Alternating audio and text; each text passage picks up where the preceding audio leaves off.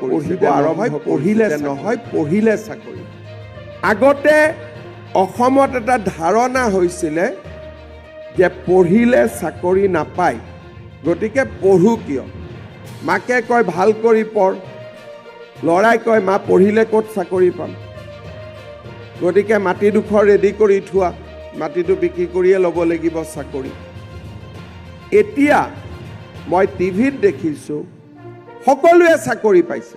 Rickshaw চালকৰ ল'ৰা, ঠেলা চালকৰ ল'ৰা, কৃষকৰ ল'ৰা, বজাৰত দোকান দিয়া ব্যৱসায়ী ল'ৰা আৰু মধ্যবিত্ত পৰিয়ালৰ ল'ৰা ছোৱালী।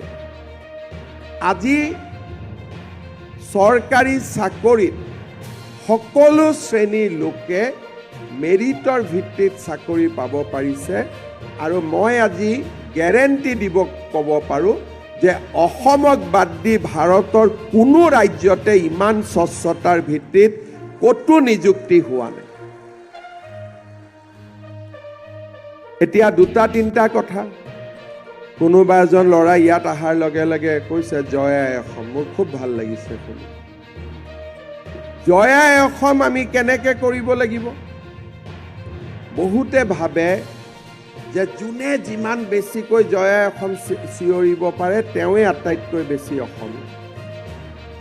আন্দোলনৰ সময়ত সেইটো আছিলে, কিন্তু আজি জয় আই অসম কি?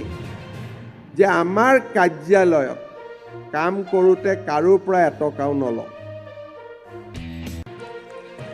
আমি কাৰ্যালয়ত কাম কৰোঁতে দুখীয়া মানুহজনক আমি কষ্ট পাব নিদিওঁ। আমাৰ কাৰ্যালয়লৈ আহিলে দুখীয়া মানুহজনক আমি সকলোতে সহায় কৰোঁ।